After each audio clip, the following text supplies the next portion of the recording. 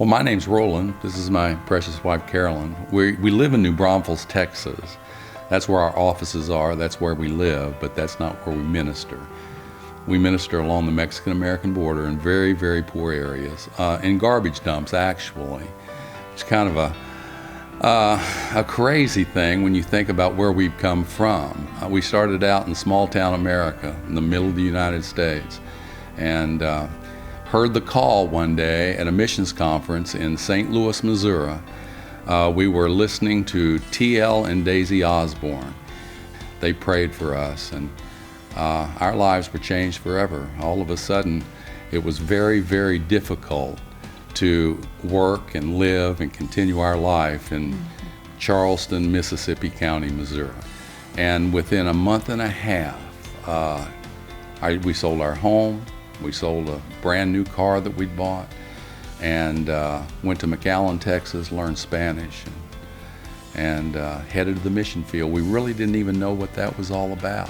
We'd go back and forth across the border in Reynosa, and we'd see people living in very desperate conditions around a garbage dump. They'd be living under plastic bags and cardboard boxes, just makeshift shelters with pallets.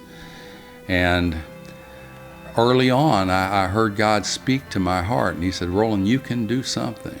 And I had no clue what that was.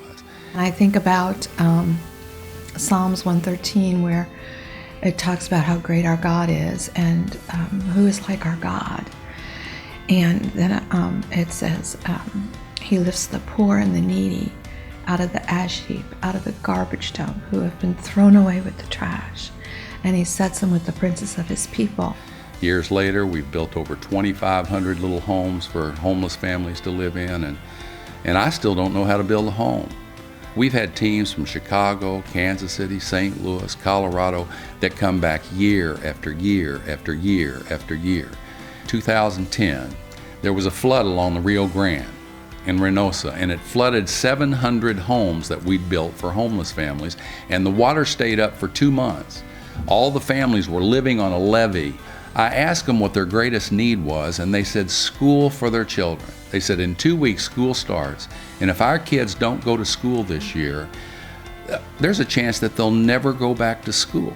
There was a pastor from San Antonio that had been going down with me 4 times a year. He told me, he says, "Roland, I've supported a compassion child ever since I was in Baylor University.